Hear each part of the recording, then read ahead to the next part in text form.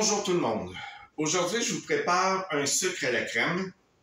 Très facile à faire avec le Thermomix, c'est magique, puis qui est vraiment, mais très bon et très tendre. Ce que ça vous prend, naturellement, c'est du sucre, de la cassonade, du beurre, de la crème et du sirop d'érable.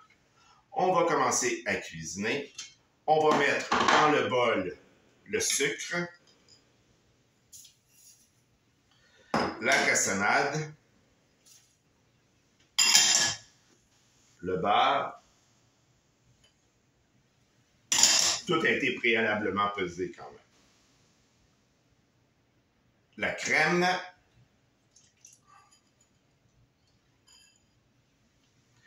Et le sirop d'érable. Comme vous voyez jusque-là, pas très compliqué.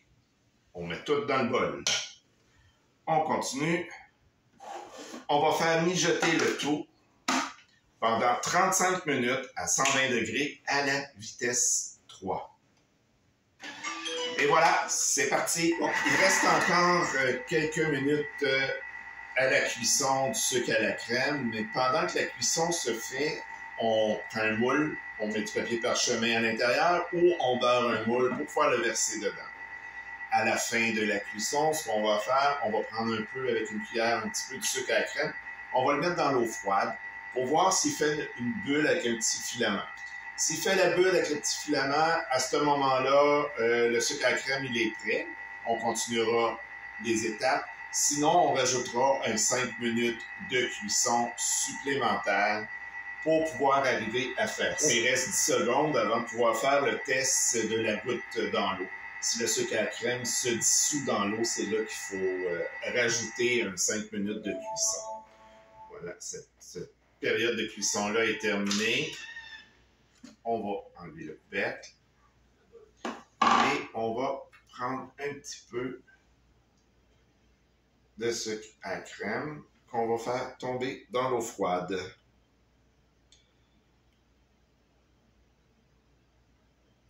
Et voilà. Oh oui, il est prêt. Délicieux. Suite à ça, on va déposer le bol sur le comptoir pour le laisser refroidir pendant... On le laisse refroidir pendant 15 minutes avant de mettre le fouet à l'intérieur et continuer le tout. Le temps de refroidissement est pratiquement terminé. À la fin du temps de refroidissement, on remet le bol sur le socle. On va arrêter la minuterie.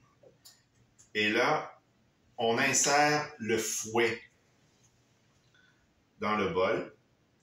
À l'intérieur, on remet le couvercle sans son gobelet de doseur. Et après, on repart ça pour un 10 minutes à la vitesse 3. On met son doigt sur la petite boule du fouet pour s'assurer qu'il va bien tenir en place. Et voilà, c'est parti pour 10 minutes. Bon, voilà, il reste présentement 22 secondes, mais au son, je vois que je peux l'arrêter parce qu'il commence déjà à avoir un petit peu de misère à tourner. Donc, il a assez épaissi. On va le retirer. Oh oui, c'est le temps que je l'arrête. Sinon, je ne serais pas capable de l'étendre dans mon bol.